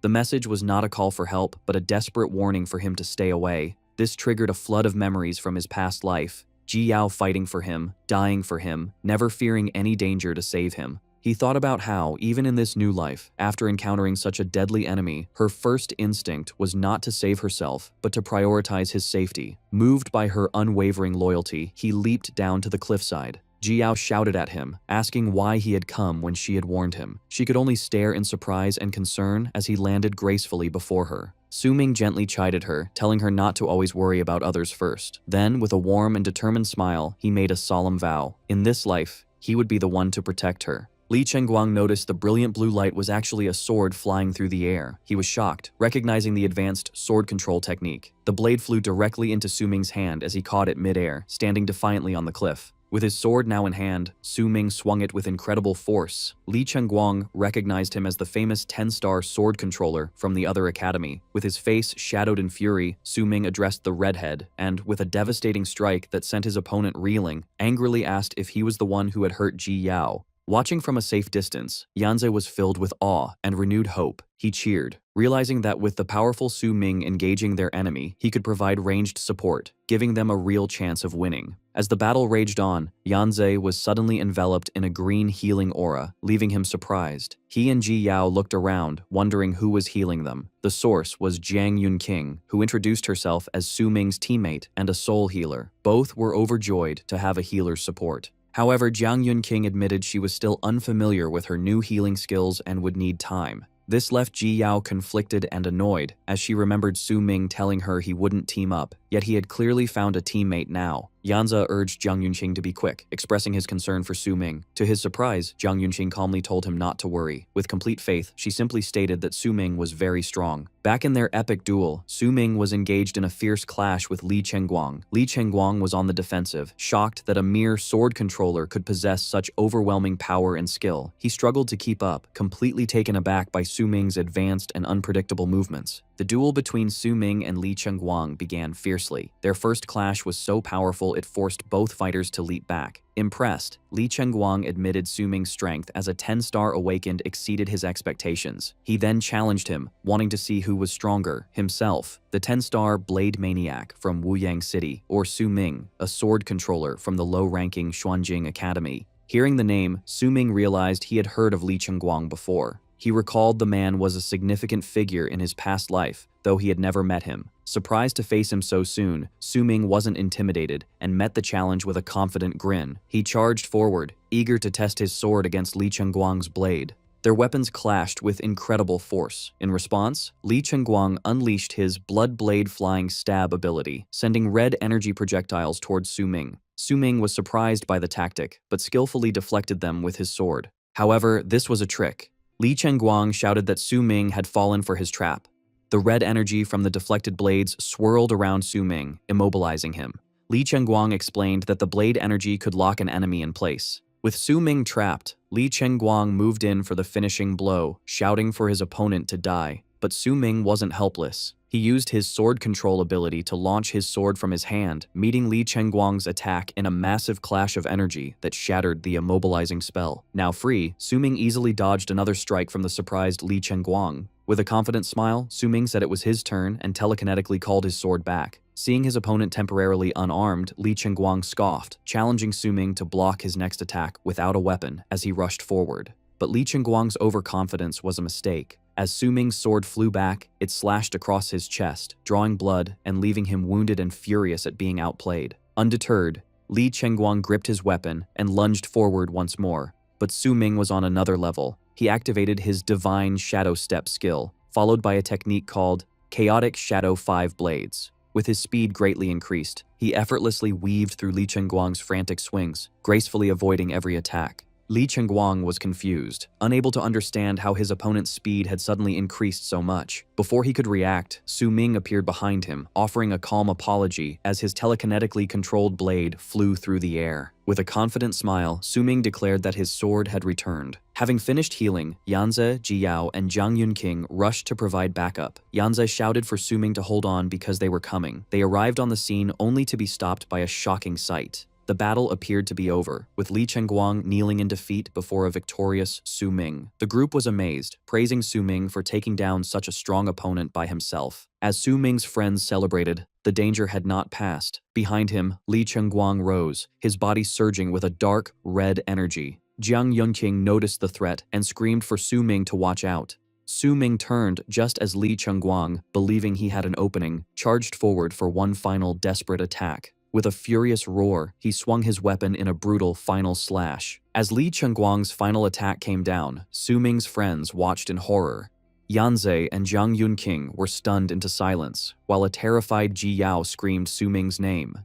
The attack struck true, wounding Su-ming as a storm of red energy blades erupted around him. Li Chengguang had unleashed his strongest skill, the Rainforest Rapid Blade. The technique created a chaotic vortex of countless red energy slashes that completely surrounded Su-ming. Wounded but laughing, Li Chengguang triumphantly welcomed his opponent to his blade formation. Seeing Su-ming trapped and injured, Ji Yao panicked and tried to rush to his aid, but Yanzi quickly grabbed her arm, holding her back. He urged her to calm down, warning that rushing into the deadly blade formation would be a useless sacrifice. Ji Yao fought against his grip, screaming that she had to save Su-ming, even if it meant her own death. Suddenly, a calm voice cut through the chaos, telling Ji Yao to listen. She stopped, shocked and confused. The voice was Su-ming's, speaking from inside the raging vortex. He calmly warned his friends not to get close, his composure steady even while trapped in his enemy's ultimate attack. Inside the blade formation, Li Chengguang furiously grabbed the bloodied figure of Su-ming, roaring in disbelief. He demanded to know how Su-ming had taken so many direct hits and still wasn't dead. To his shock, a calm voice asked if he was truly sure he had landed any hits. Li Chengguang was stunned, realizing the voice wasn't coming from the body he was holding. The figure in his grasp dissolved into blue energy, and he understood the truth. He had been fighting a substitute all along.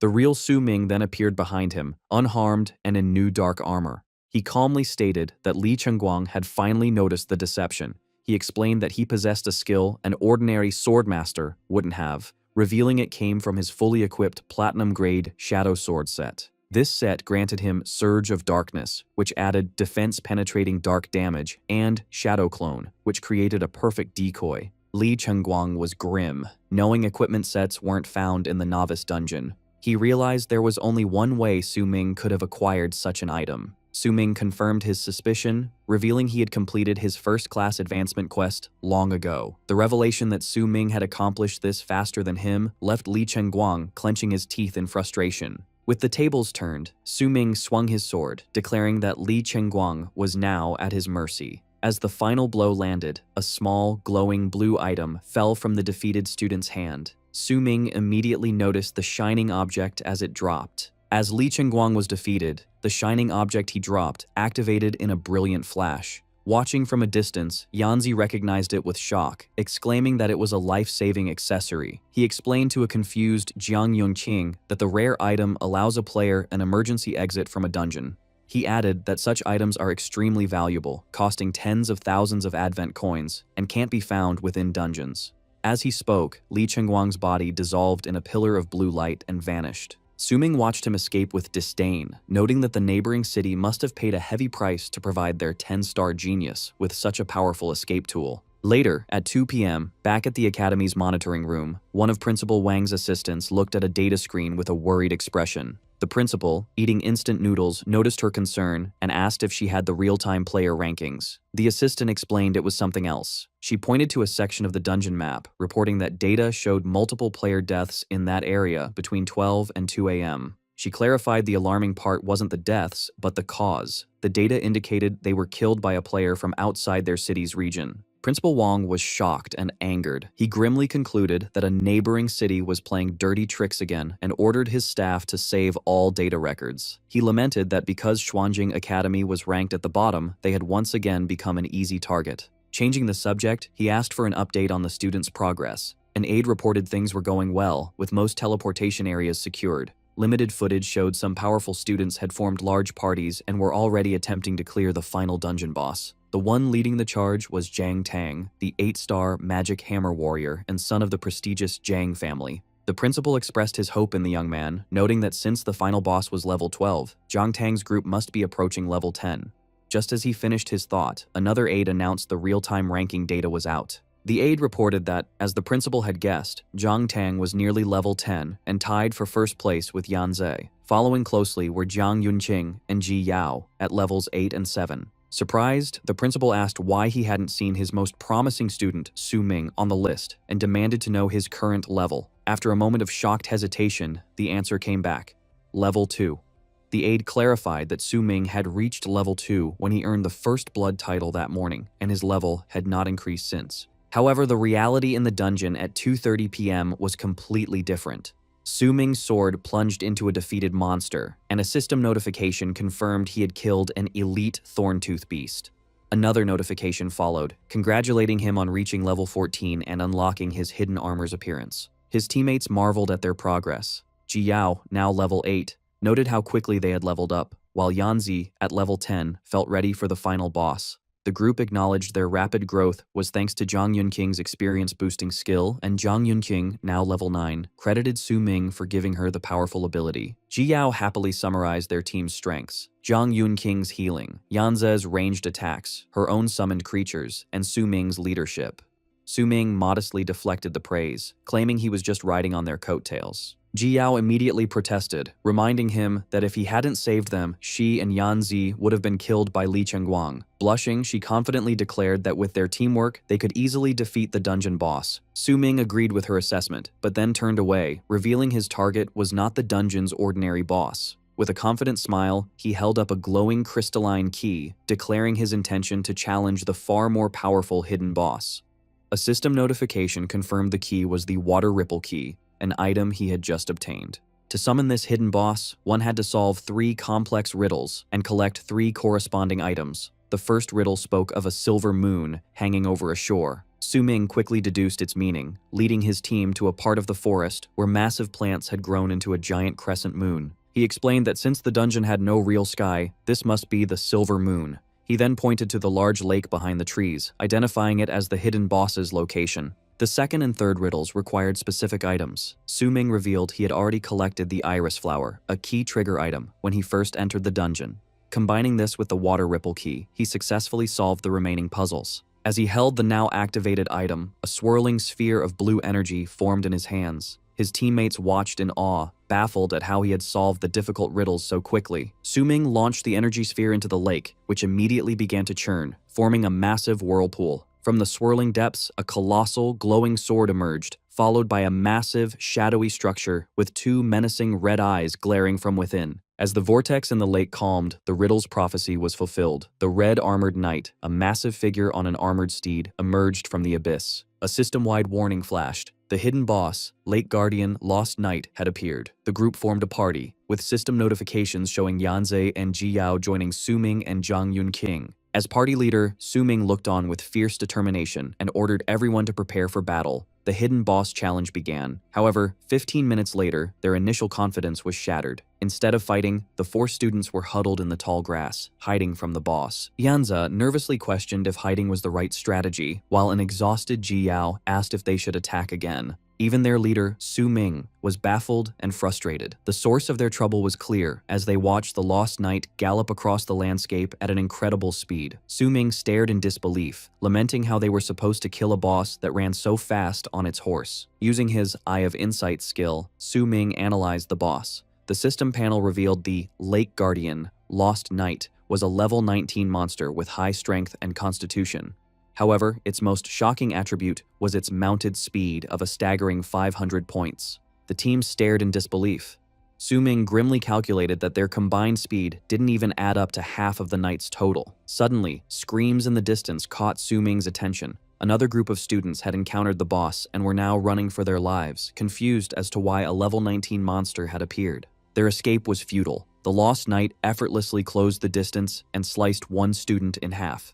Watching from their hiding spot, Su-ming noted this was the third wave of nearby players to be wiped out. He felt a sense of urgency, knowing they had to deal with the boss they had summoned. Just then, Ji Yao returned, having completed her task. She reported that, as instructed, they had used all their party's mana potions to set up a delayed trap. Su-ming thanked her and immediately ordered Yanzhe and Jiang Yunqing to move into position. As his team prepared, Su-ming reflected on the situation. He remembered that in his previous life, he had never challenged this hidden boss. Most new players wouldn't risk such a fight, and since the dungeon could only be entered once, few knew its secrets. He had only found vague records about the riddles and summoning method. But even with that knowledge, he hadn't expected the boss to have a mount with 500 speed. This critical detail changed everything. With grim determination, Su-ming knew there was only one way to defeat their foe. To kill the Lost Knight, they first had to knock him off his horse. With their new strategy in place, the team sprang into action. From a high vantage point, Yanzi initiated the attack, unleashing his multiple hunting shot skill. A volley of green energy-infused arrows rained down on the charging Lost Knight. The arrows struck their target but had little effect against its armor. The boss's level 5 heavy armor mastery was an almost impenetrable defense.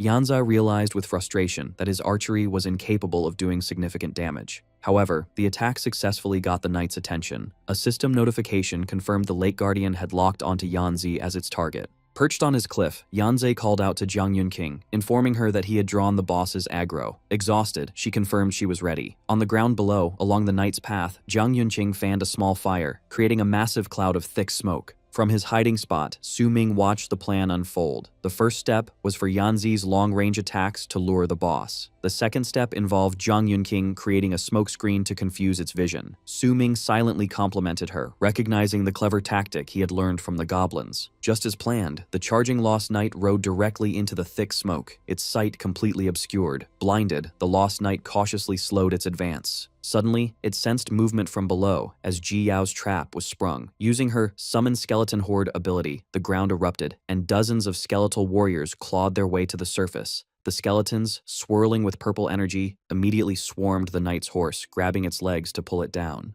Ji Yao focused her power, marveling at the strategy Su-ming taught her. She realized her summoning skill could be combined with trap magic to summon so many monsters at once. The knight fought back, shattering the skeletons, but the horde was clearly bogging it down. As the boss struggled, another attack came. A swirling vortex of blue energy struck the knight, leaving it momentarily disoriented. The attack came from Jiang Yunqing, who had cast her Soul Siphon, mana slow spell, further hindering the boss. From his hiding spot, Su-ming watched the final step of his plan execute perfectly. Ji Yao's skeleton trap had stopped the horse, while Jiang Yunqing's slowing magic was locking down the knight itself. A confident grin spread across Su-ming's face as he admitted that without his teammates' cooperation, he might not have been able to defeat this powerful boss alone. With the Lost Knight completely occupied and slowed by his friend's efforts, Su-ming saw his chance. He leaped from his hiding spot, lunging down at the vulnerable boss. Taking the opportunity his friends created, Su-ming leaped from his hiding spot and lunged toward the vulnerable Lost Knight. With incredible speed, he grabbed the knight's arm and pulled with all his might, yelling for it to get off the horse as he tore it from its mount. The massive boss was thrown and crashed into the nearby trees with a thunderous impact. The Lake Guardian Knight, now unhorsed, slowly got to its feet, glaring furiously at the group. In the distance, an exhausted Ji Yao exclaimed with relief that they had successfully knocked the boss off its horse. However, she quickly warned the others not to let their guard down, as this was only the first phase of the battle. Ji Yao had expressed her concern to Su-ming, pointing out that both she and Jiang Yunqing would use up all their mana just to execute the trap. She argued that even if they succeeded in unhorsing the boss, they would have no power left to damage it afterwards. Su-ming, however, had smiled confidently, assuring her that it didn't matter and that when the time came, they should just leave it to him. Back in the present, Su-ming faced the Lost Knight. He drew his sword and, with a determined smile, declared that he would now handle the boss by himself. He He charged forward and engaged in a fierce fight, unleashing a flurry of swift and powerful strikes that the knight could barely block, finding itself completely overwhelmed by Su Ming's skill. The battle between Su Ming and the late Guardian Knight was incredibly fierce. Their weapons clashed with such force that both were sent flying back, and the impact of their blows created a massive shockwave that rippled through the forest. Watching from a safe distance, Yanze was in awe of the spectacle. He found it hard to believe that Su Ming was able to fight the powerful hidden boss all by himself, and felt that he couldn't just stand by and watch. However, Ji Yao quickly stopped him. She reminded him that Su Ming had specifically told them to leave the boss to him. With a confident smile, she insisted that they had to trust him and focus on their own mission. Back in the fight, Su Ming activated his Divine Shadow Step skill. His body became enveloped in a surging red aura as he instantly appeared behind the Lost Knight. He then unleashed a relentless barrage of sword swings, his movements becoming faster and faster. He easily dodged the knight's counterattack and remarked that the boss was too slow. Su Ming expressed his surprise, realizing that after being separated from its horse, the boss's actual speed was incredibly low. The system confirmed his discovery, showing the Lost Knight's stats. While its strength and constitution were high, its speed on foot was only 55 points, a significant weakness. Having discovered the boss's weakness, Su Ming pressed his advantage with another powerful swing. He confidently declared that the hidden boss was nothing special without its horse. Gathering a swirling vortex of dark energy in his hand, he grinned and unleashed a finishing blow, shouting for the knight to die. However, the powerful strike slammed into the knight's chest, with almost no effect. The boss's health bar barely moved, a testament to the incredible defense provided by its heavy armor. The Lost Knight immediately retaliated with a massive counterattack, swinging its sword down with immense force. Su Ming was forced to quickly roll away to evade the powerful blow. As he recovered, the system warned him that his weapon's durability had dropped to a critical 7%. Su Ming looked at his sword with concern, realizing that its low durability meant his damage was being severely reduced, making it nearly impossible to break through the knight's formidable defenses. Forced to retreat from the knight's powerful blow, Su Ming acknowledged that the boss's heavy armor attribute was a serious problem. Realizing its opponent's weapon was failing, the Lost Knight noticed an opportunity. Instead of pressing the attack, it turned and began to move away through the forest, searching for a way to regain its advantage. Suddenly, Su Ming called out, asking if the knight was trying to find its horse. He taunted the creature, remarking that it was smart to know that its mounted speed was its greatest strength. However, with a confident grin, Su Ming declared that it was a pity, as his teammates had already led the horse away. Elsewhere in the forest, the knight's powerful armored steed was struggling fiercely, neighing in distress as it was held back. Yanzi and Ji Yao were working together to restrain the beast. Yanzi yelled for it to stop struggling and urged her to keep using her magic to slow it down. Ji Yao stated that their mission to hold the horse was crucial and was exactly what Su Ming had entrusted to them. Earlier, Su Ming had told Ji Yao that if they succeeded in separating the boss from its mount, the rest of the team would have a crucial mission. He had instructed them to leave the boss to him and focus all their efforts on restraining the horse, ensuring the knight could not mount it again. Without its horse, the Lost Knight had to face Su Ming's non-stop attacks. Su Ming unleashed his draw sword slash, sending waves of energy crashing into the boss. But the knight wasn't an easy opponent. It gripped its sword and fired back with a powerful skill called Roaring Water Blade. The massive water slash met Su Ming's attack, causing a huge explosion. Su Ming was surprised the boss could use skills too, and the blast forced him backward. Not giving him a break, the Lost Knight brought its sword down in a powerful overhead strike. Su Ming quickly activated his sword control ability. His sword flew through the air to block the knight's attack in a bright clash of steel and energy. The heavy impact damaged Su Ming's weapon severely. A system notification warned him that its durability had dropped to just 3%. Another heavy clash sent Su Ming staggering backward. With a determined look, he realized he couldn't afford to waste any more of his sword's durability on head-on clashes. Just then, he noticed cracks forming on the knight's armor. Its tough defense was finally about to break. A red, swirling mark appeared over his eye as he focused, preparing to take advantage of this weakness. Seeing the cracks in the armor, Su Ming launched a series of fast, red energy slashes, forcing the boss back. The knight glared furiously. Su Ming charged forward, his face hidden in shadow. They clashed brutally up close, and the knight managed to grab Su Ming by the neck. Staring into Su Ming's eyes, the knight thrust its sword forward, piercing straight through his chest. However, it was a trick.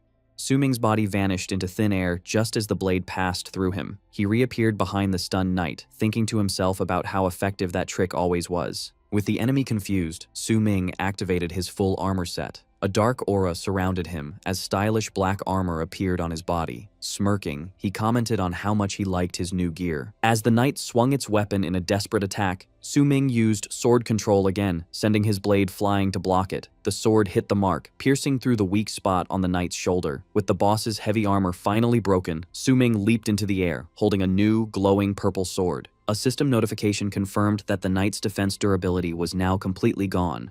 Holding his powerful shadow sword, Su Ming smiled and declared that the fight was over. Meanwhile, at 3:30 p.m. at Xuanjing Academy, principals from various academies were gathered in the communication room. Principal Wang arrived late. A principal with light blue hair greeted him sarcastically. He asked if Wang was late because none of his students were strong enough to fight the dungeon boss yet. The man continued to mock Xuanjing for always ranking last, but Principal Wang explained that he was late for another reason. With a serious face, Principal Wang revealed that he had data showing out. Cedars had secretly entered Xuanjing's novice dungeon. He accused the other principals, thinking the intruders were their students. He specifically confronted Old Ji, the principal of Wuyang Academy. Wang pointed out that the attacker used blade skills, and Wuyang's star student, Li Chengguang, was a known blade expert.